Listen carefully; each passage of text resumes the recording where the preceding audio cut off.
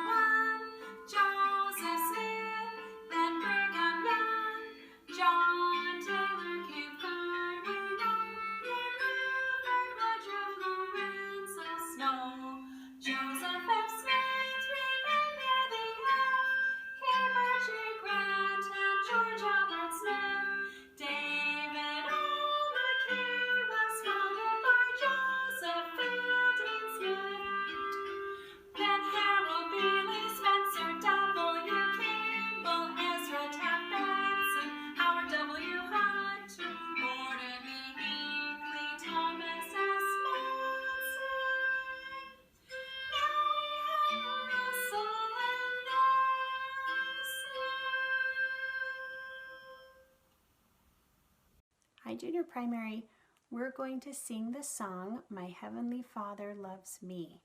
So if you are a newer Sunbeam, then I'm going to go over the words a little more slowly with the pictures to help you learn it. And if you've been in primary for a long time, then you can just sing along with the music.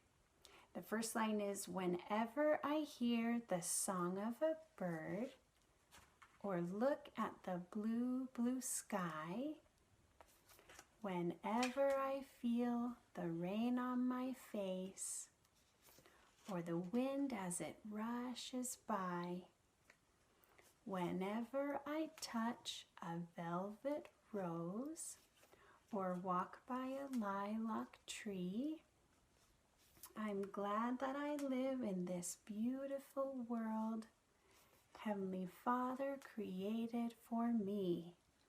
The second verse is, He gave me my eyes that I might see the color of butterfly wings.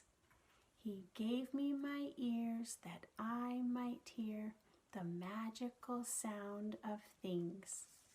He gave me my life, my mind, my heart. I thank Him reverently for all His creations of which I'm a part. Yes, I know Heavenly Father loves me. Okay, let's do it with the music.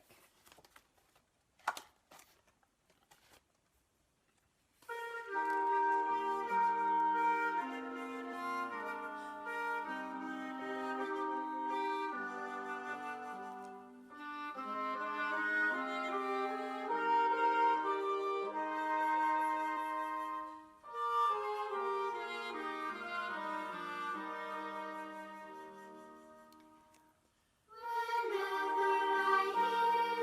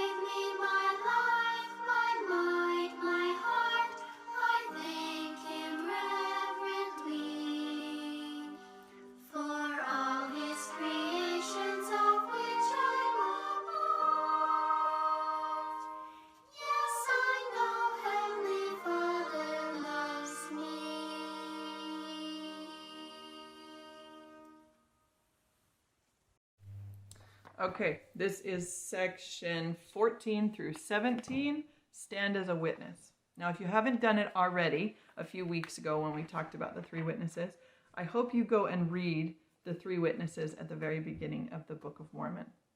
We get to talk about them a little bit more this week. And as you're doing it, if you have really young kids, it can be helpful to have them listen for a specific word. So decide ahead of time what the word is. In this section, they say the word we a lot. We bear testimony of these things.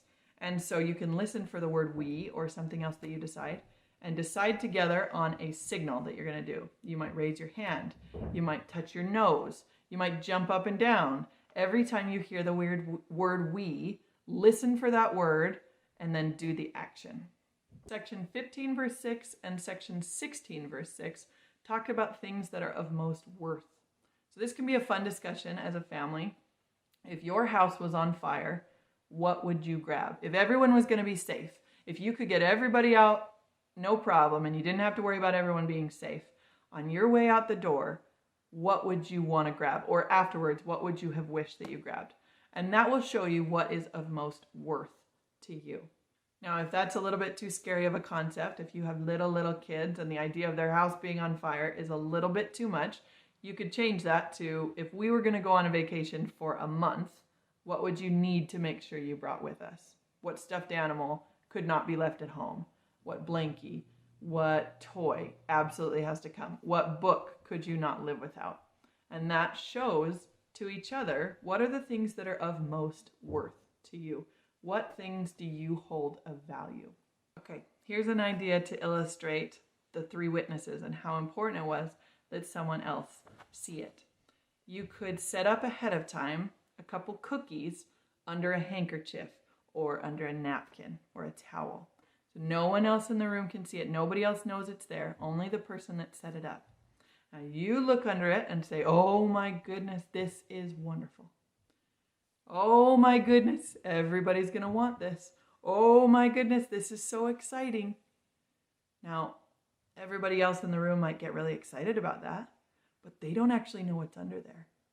They just have to decide whether or not to believe you that there's actually something underneath it that they would want. But if you bring 1 or 2 other people in your family over to also look under and say, oh yes, this is something you will want. Oh yes, this is something everybody will like. Then more people will believe you in the room. It will be easier to believe that there's something under there that everyone will like if it's more than one person saying it. That could be a fun way to talk about things that are of value, things that are of worth, and the benefit of having witnesses in your